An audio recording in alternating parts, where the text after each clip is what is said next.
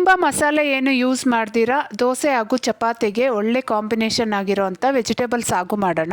ಇದನ್ನು ಮಾಡೋದಕ್ಕೆ ಮೊದಲಿಗೆ ಮಿಕ್ಸರ್ ಜಾರ್ಗೆ ಒಂದು ದೊಡ್ಡ ಇಡಿಯಷ್ಟು ಹಸಿ ಕೊಬ್ಬರಿ, ಅರ್ಧ ಇಂಚ್ ಶುಂಠಿ, 3-4 ಎಸಳು ಬೆಳ್ಳುಳ್ಳಿ, 4 ಹಸಿಮೆಣಸಿನ್ಕಾಯಿ, ಒಳ್ಳೆ ಟೇಸ್ಟ್ಗೋಸ್ಕರ ನೆನೆಸಿಟ್ಟಿರೋಂತಹ 5-6 ಗೋಡಂಬಿ, ಹಾಗೆ 1 ಸ್ಪೂನಷ್ಟು ಸೋಂಪು, 1 ಇಡಿಯಷ್ಟು ಕಡಲೆಪಪ್ಪು ಅಥವಾ ಹುರ್ಗಡ್ಲೆ, 1 ಇಂಚ್ ಶುಂಠಿ, 3-4 ಲವಂಗ, ಹಾಗೆ ಸ್ವಲ್ಪ ಕೊತ್ತಂಬರಿ ಸೊಪ್ಪು ಇಷ್ಟನ್ನು ಹಾಕ್ಕೊಂಡು ನುಣ್ಣಗೆ ರುಬ್ಕೋಬೇಕು.